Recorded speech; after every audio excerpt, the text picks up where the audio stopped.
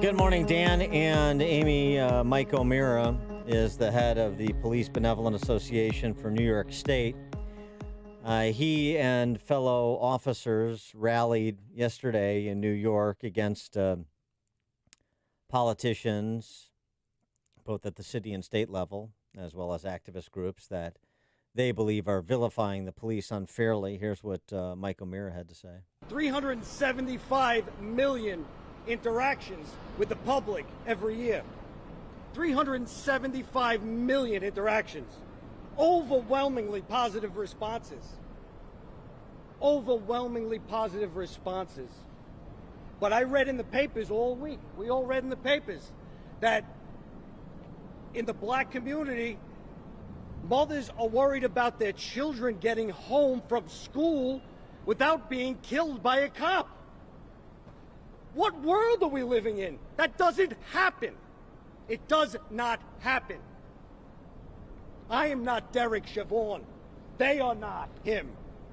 He killed someone. We didn't. We are restrained. And you know what? I'm saying this to all the cops here.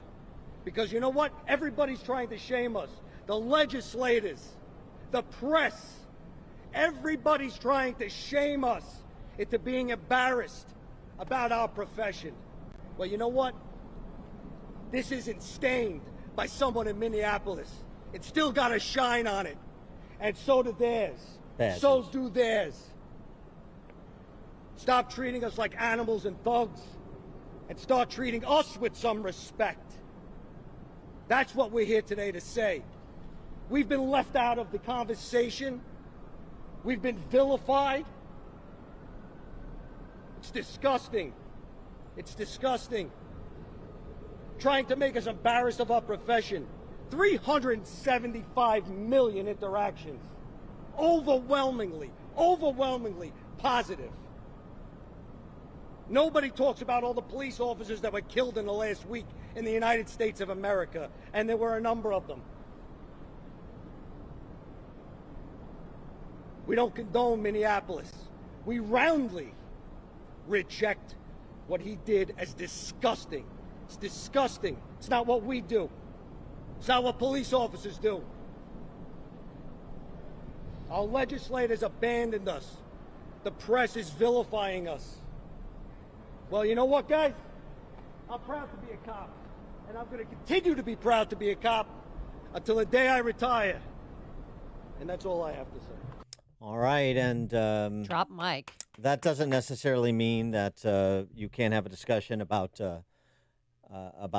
police reforms, as well as the role the union plays, as public sector unions play somewhat generally with respect to their members and government employees.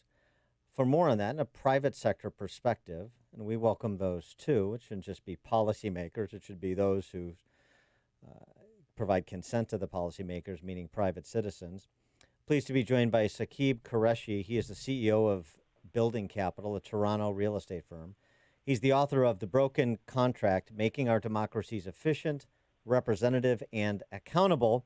And he had an op-ed in the Wall Street Journal I referenced briefly the other day, arguing for busting the police unions as one reform that should be discussed and, in his view, advanced.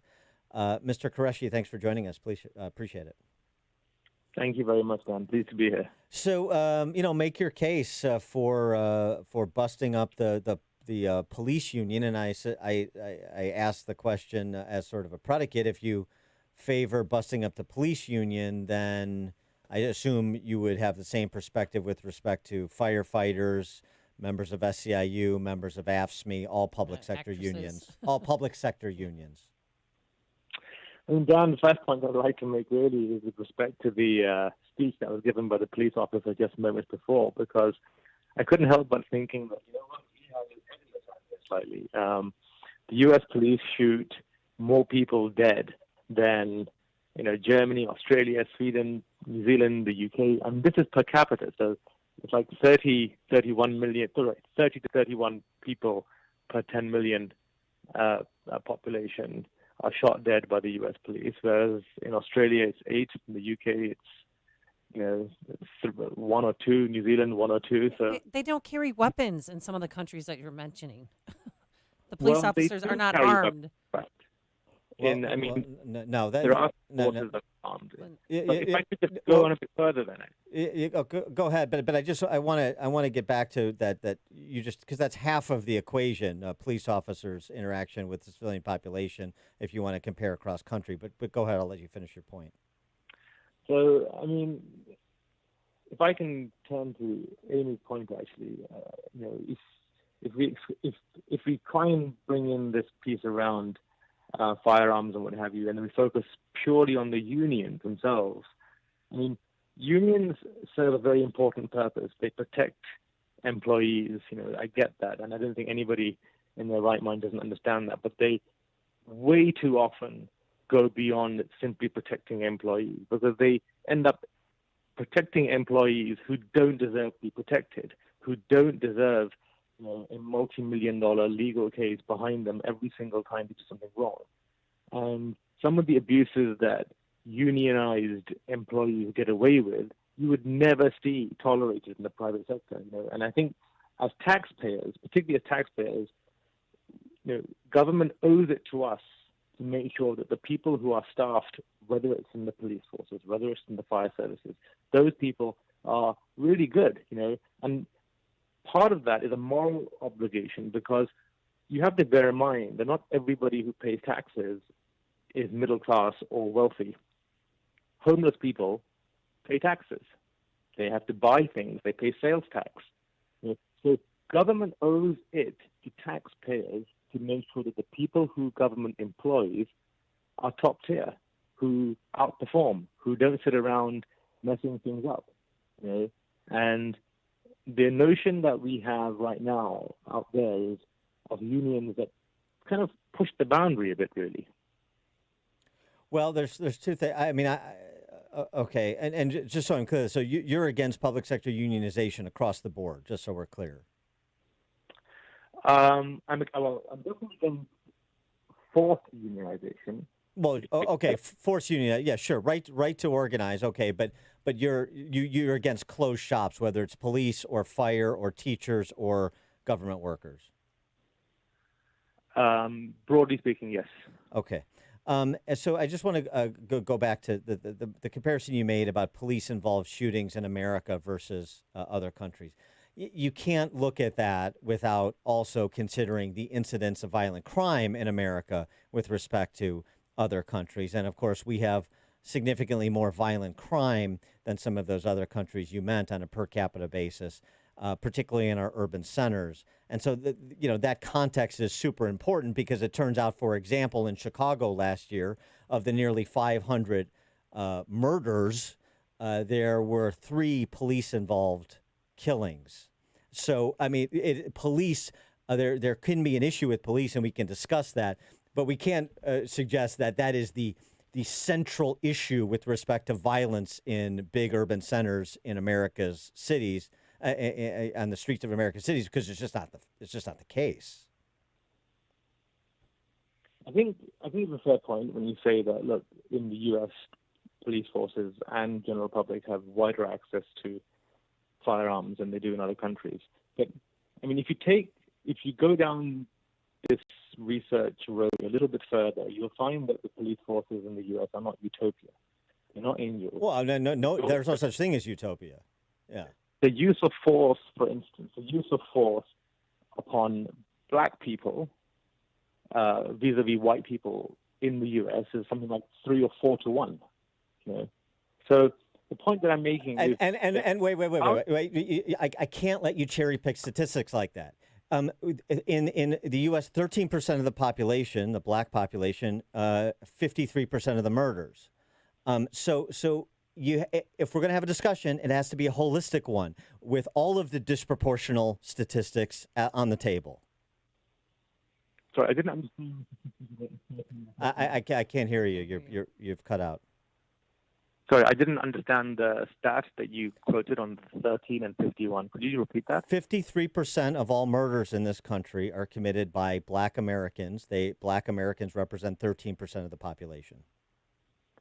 So 50% ballpark of all the murders. Yes, that's right. So, but the point is that the criminal justice system, let's face it, does go after black men more than it goes after almost any other constituency. So what you're saying is that we're talking about murders. I mean, what should they do? But the criminal justice system shouldn't go after murderers? No, I'm not saying that. I'm saying that the people that it chooses to prosecute, that in itself is a function of ethnicity and race. We're talking about violent crime. I mean, we can have this discussion about, cocaine versus crack possession historically and other such things. But when it comes to violent crime, nobody's getting a pass on violent crime purposely because of their skin color. That's just, there's no data to back that up. If you have a citation, please present it. But that's false. No, I think I don't have citations with me right now, but I'm quite convinced that the criminal justice system in the U.S. In part targets people on the basis of their ethnicity. If you commit a crime, whatever the crime is in the United States, whether it's murder or a parking felony, you are more likely to be prosecuted with more vigor if you are a black male than almost any other constituent. Yeah, I mean, that is a statement that is without basis. I just have to tell you. I mean, I'll just use an example here. This is anecdotal, but it speaks to the point, and particularly in other cities. I don't need to just stick to Chicago, but Chicago, we have a black Cook County state's attorney. We have a black mayor. We have a black Cook County executive. So, I mean, they're racist. In Chicago, 50% of the police department officers are either black or Latino, so they're racist too. They're looking to target black and Latinos and protect whites for committing violent crimes. In point of fact, in Chicago, again, just sticking here anecdotally, fewer than 20% of the murder cases are cleared. So this is part of the problem, is you're not clearing you're clearing a fraction of the murder cases regardless of who's committing them, but we know it's disproportionately in minority majority neighborhoods where we have allowed them to turn into shooting galleries at the expense of the law-abiding minorities in those neighborhoods, which of course is the overwhelming majority.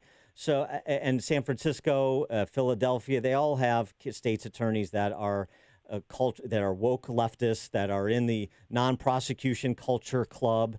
I mean, the idea that if you are a white person and you commit a violent crime, you are not receiving the same vigorous pursuit and prosecution as a black person. There may be one-off incidents like that, but that is not a systemic issue. There's no basis in a study to claim that is any sort of systemic issue. So 1 in 3 people right now in the prison system in the U.S. is black. And what you're effectively saying is that they are there because of what they did as opposed to how they were treated by the criminal justice system. Overwhelmingly, yes. Especially when it comes to violent, crime, which is what we're really discussing. We can talk about drug decriminalization another time. I'm specifically talking about violent crime. People in prison for committing violent crimes are there because they committed violent crimes, generally speaking. And I understand the number of people who have been exonerated through DNA testing and through the Innocence Project and all that. And I'm an opponent of capital punishment. So I'm not saying the criminal justice system is perfect, because there's no such thing as perfect on this mortal coil. But to suggest that white people are not in prison who committed violent crimes because they're white and black people are because they're black is absurd. Okay, how then do I make sense of the 8-minute strangulation, which was videoed by a white police cop on a black individual, unarmed? You don't make sense of it. The white police cop wasn't charged for quite a while, despite the fact that there's a video. It took 72 hours to charge him with third-degree murder, and then upgraded to second-degree murder, and then rope in the other 3 cops with felony charges as well.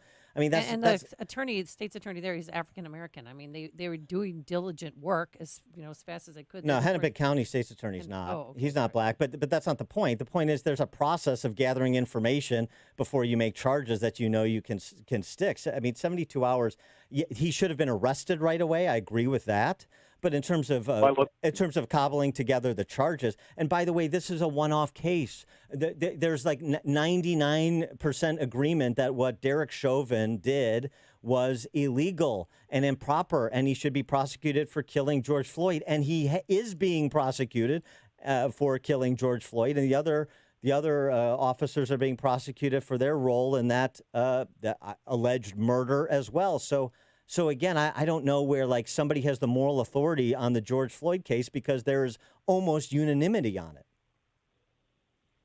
I think the fact that it took 72 hours to charge somebody for murder when a video is widely circulated speaks volumes. Well, I mean, of the 8-minute video that somebody shot is one piece of evidence, and you have state's attorneys that have a process that go through to put together a case that they believe will pass the reasonable doubt standard if and when it goes to trial. I mean, I don't think that's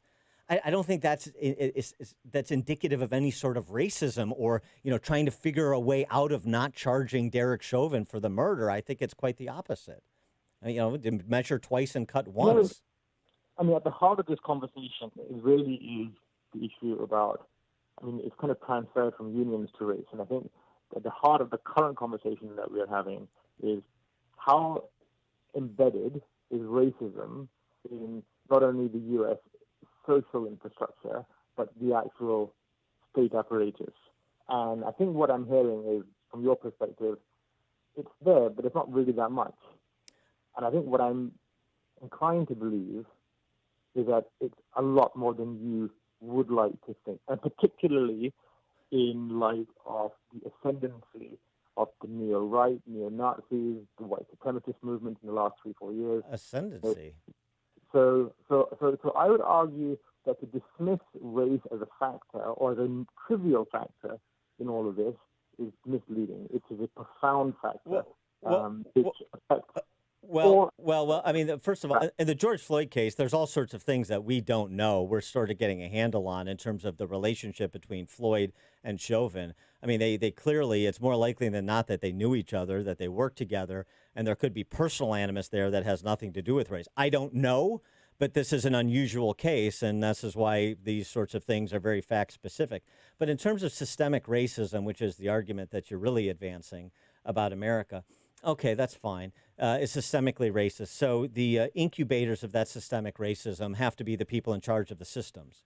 So why don't you tell me then who's in charge of most of the civic institutions in America? I'm talking about K through 12 education. I'm talking about higher education. I'm talking about corporate Fortune 1000 companies. I'm talking about the arts and entertainment sectors. I'm talking about one chamber of Congress. I'm talking about half the governor's mansions. Tell me, if it's systemic racism, that means systems, who and what perspective do those individuals hold is in charge of most of those civic institutions, including significantly public sector institutions, and particularly in areas of high concentration of minority Americans like big cities. Who is it? Look, Zbigniew Brzezinski a while back wrote a book called Out of Control, something like 20-odd years ago. And in it, he makes mention quite significantly of the rewriting of the American identity. And what he meant by that is that America has been very clear that it is a white country. That is going to change with the explosion of minorities, particularly Spanish people Spanish-speaking people in the West and also in Florida and what have you, but also other communities. And I think that's what you have here now. You have here a transition period or a transition moment where America is having to figure out what its self-identity is. And you've got one school of thought which is, look, we are multi-ethnic and America is all of ours. And another school of thought which is, no, America is still a white country for white people with a white narrative in which slaveholders are kind of forgiven in the past. So in answer to your question, more specifically, the institutions that run the U.S. are overwhelmingly dominated by white people. What is their ideological disposition? See, race doesn't have to have an ideological disposition. I agree. I agree. I agree. That's you're missing my point. My point is to say the ideology, the philosophical perspective is more important than the skin color. And what I'm saying is all those institutions I rattled off are run by identitarian leftists propagating the same arguments that you're propagating.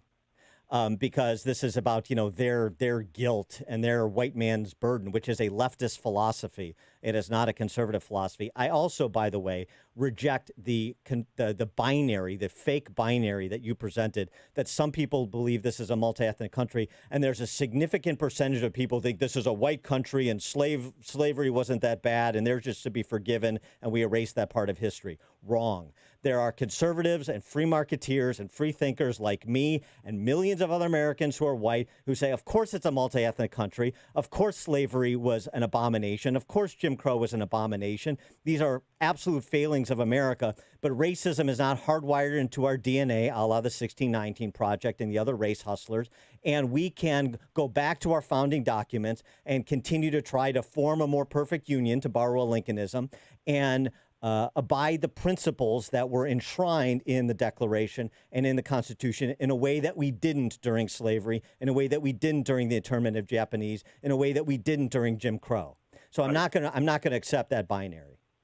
Okay, so let me point out that there is a consensus emerging amongst social psychologists, anthropologists, epistemologists as well, for that matter, around this notion of race. So your argument is that that there's a significant bulk of the United States, the right side, the right wing, which is not racist. My pushback is as follows. It is more than likely that everybody is racist. And by that, I do mean every single body is racist. Now, the challenge around racism is not to go down the route of you are racist, I am not racist, or all of this finger pointing. The challenge is really to recognize that we are all, to some extent, guilty of seeing and assigning meaning or narratives to people of other ethnic and even perhaps religious identities. And then to say, right, this is an inherent bias. This is an inherent human failing possibly. And we need to be cognizant of it as opposed to just pretending that we don't suffer from it. Okay. So, okay. Look, we're out of time. So, Look, we can agree on that, and we can say that get past identity because we're all fallen men and women. Get past identity and get to behavior, and